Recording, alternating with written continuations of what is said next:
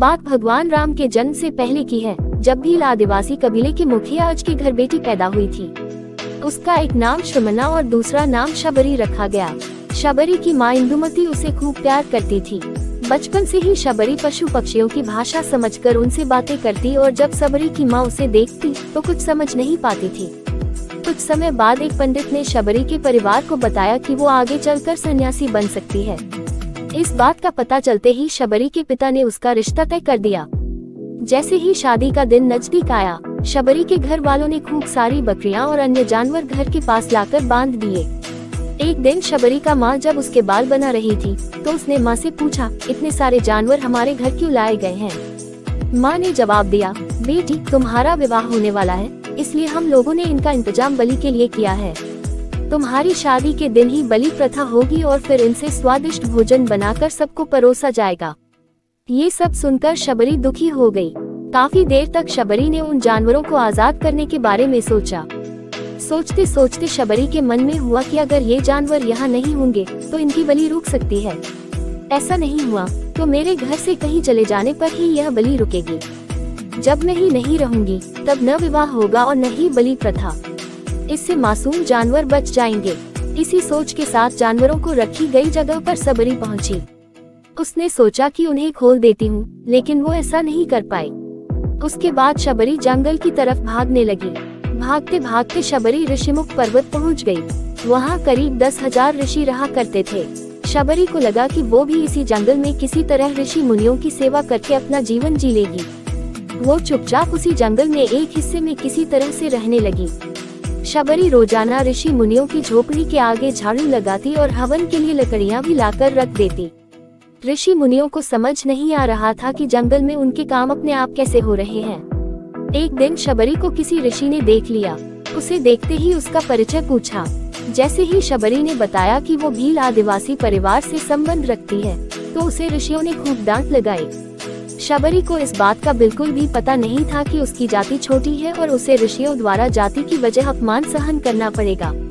इतना सब होने के बाद भी शबरी हर ऋषि मुनि के दरवाजे पहुंचती और उनके आंगन में झाड़ू लगाकर उनसे गुरु दीक्षा देने के लिए कहती। हर कोई शबरी को उसकी जाति की वजह से अपने आश्रम से भगा देता था। ऐसा होते होते काफी समय बीत गया। उसके बाद शबरी मतम ऋषि की कुटिया में पहुंची। वहां पहुंचकर मतम ऋषि को शबरी ने बताया कि वो उनसे गुरु दीक्षा लेना चाहती है। उन्होंने खुशी खुशी उसे अपने गुरुकुल में रहने दिया और भगवान से जुड़ा ज्ञान देते रहे। शबरी ने भी अपने गुरु मतम ऋषि की सेवा करने में कोई कसर नहीं छोड़ी। वो गुरुकुल के भी सारे काम करती थी। शबरी से खुश होकर मतम ऋषि ने उसे बेटी मान लिया था। समय के साथ मतम ऋषि का शरीर बूढ़ा हो गया। उन्होंने एक दिन शबरी को अपने पास बुलाया और कहा, बेटी मैं अपना देह त्यागना चाह रहा हूँ। बहुत साल हो गए इस शरीर में रहते रहते। शबरी ने दुखी मन से कहा, आपके ही सहारे मैं इस जंगल में रह पाई हूँ। आप ही चले जाएंगे तो मैं जी कर क्या करूँगी? आप अपने संग मुझे भी ले जाए, मैं भी देह त्याग दूंगी। मतम ऋषि ने जवाब दिया, बेटी तुम्हें चिंता करने की जरूरत नहीं है। राम तुम्हारी चिंता करेंगे और ध्यान भी रखेंगे। शबरी ने राम का नाम सुनने के बाद पूछा, वो कौन है और उन्हें मैं किस तरह से ढूंढूंगी? मंतक ऋषि ने बताया, राम कोई और नहीं भगवान है। वो तुम्हें सारे अच्छे कर्मों का फल देंगे। तुम्हें उन्हें ढूंढने की कोई जरूरत नहीं है। वो एक दिन खुद तुम्हें खोजते हुए इस कुटिया में आएंगे और तुम्हें उनके हाथों ही मोक्ष मिलेगा। तब तक तुम इसी आश्रम में रहो। इतना कहते ही मंतक ऋषि ने अपना शरीर त्याग दिया। शबरी के मन में मंतक ऋषि के जाने के बाद से एक ही बात थी कि भगवान राम स्वयं उससे मिलने आएंगे। वो रोज भगवान राम से मिलने के लिए बाग से अच्छे अच्छे फूल लाकर पूरा आश्रम सजाती और भगवान के लिए बेर तोड़कर लाती। भगवान के लिए बेर चुनते हुए शबरी उन्हें चख लेती थी ताकि भगवान वो सिर्फ मीठे बेर ही दे। रोजाना शबरी इसी तरह भगवान के दर्शन की आस में फूल और बेर इकट्ठा करती रहती थी। इसी तरह इंतजार में कई साल बीत गए। शबरी का शरीर एकदम वृद्ध हो गया। एक दिन आश्रम के पास के ही तालाब में शबरी पानी लेने के लिए गई। तभी पास के ही एक ऋषि ने उसे अछूत कहते हुए वहां से भागने के लिए कहा और एक पत्थर मार दिया। वो पत्थर जब शबरी को लगा तो उसे चोट लगी और खून बहने लगा। बहते हुए खून की एक बूंद उसी तालाब के पानी में गिर गई। तभी पूरा तालाब का पानी खून में बदल गया। ये सब होता देखकर ऋषि ने शबरी को ही डांटा और कहा कि पापीन तुम्हारी वजह से पूरा पानी खराब हो गया। रोज ऋषि उस पानी को साफ करने के लिए अपनी कई तरह की विद्याओं का इस्तेमाल करते। कई सारे जतन करने के बाद भी कुछ नहीं हुआ। फिर उन्होंने गंगा जैसी कई पवित्र नदियों का जल भी उस तालाब में डाला, फिर भी तालाब का पानी साफ नहीं हो पाया और वो खून जैसा ही रहा। कई सालों तक तालाब के पानी को साफ करने की कोशिश के बाद भी कुछ काम नहीं आया, तो ऋषि ने थककर सब कुछ छोड़ दिया। इस घटना के कई सालों के बाद भगवान के लिए अपनी कई तरह की विद्याओं का इस्तेमाल करते। कई सारे जतन करने के बाद भी कुछ नहीं हुआ। फिर उन्होंने गंगा जैसी कई पवित्र नदियों का जल भी उस तालाब में डाला, फिर भी तालाब का पानी साफ नहीं हो पाया और वो खून जैसा ही रहा। कई सालों तक तालाब के पानी को साफ करने की कोशिश के बाद भी कुछ काम नहीं आया, तो ऋषि ने थककर सब कुछ छोड़ दिया।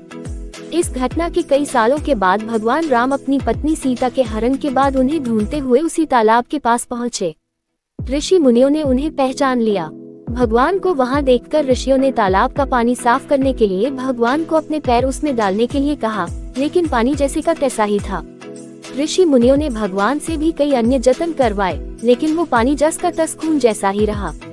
तब भगवान ने ऋषियों से पानी के रक्त में बदलने की कहानी पूछी। तब ऋषि ने शबरी को पत्थर मारने वाली सारी बात बता दी। उसके बाद कहा कि वो महिला ही अपवित्र है, छोटी जात की है, इसलिए ये सब हुआ है।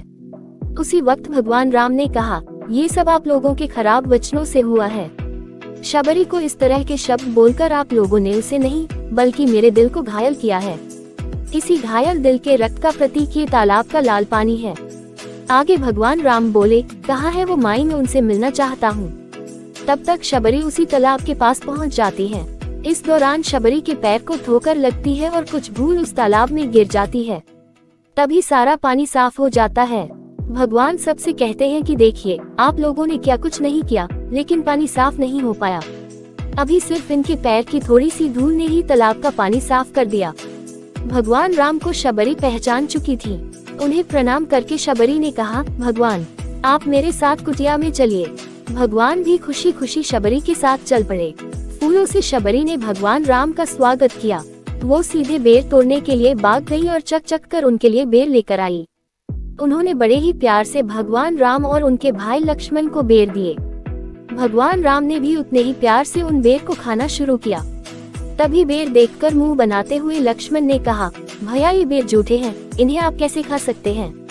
भगवान ने जवाब दिया, लक्ष्मण ये जूठे नहीं बल्कि बहुत मीठे हैं। शबरी माए हम सबके लिए ये बहुत प्यार से तोड़कर लाई हैं। इतना कहकर भगवान राम प्यार से उन बेर को खाने लगे। भगवान ने जाते हुए शबरी माई से कहा, आप मुझसे जो चाहे वो मांग सकती हैं। शबरी ने उन्हें कहा, मतन ऋषि के कहने पर मैं आज तक सिर्फ आपके दर्शन करने के लिए जी रही थी।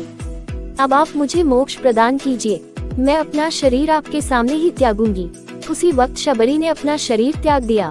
भगवान राम ने अपने हाथों से उनका अंतिम संस्कार किया और सीता माँ की खोज में आगे बढ़ गए। इस तरह से ऋषि मतन की बात सच साबित हुई और शबरी को भगवान राम के दर्शन भी हुए। तभी से भगवान राम को शबरी के राम भी कहा जाने लगा। कहानी से सीख, सच्ची श्रद्धा हो तो भगवान के दर्शन जरूर होते हैं।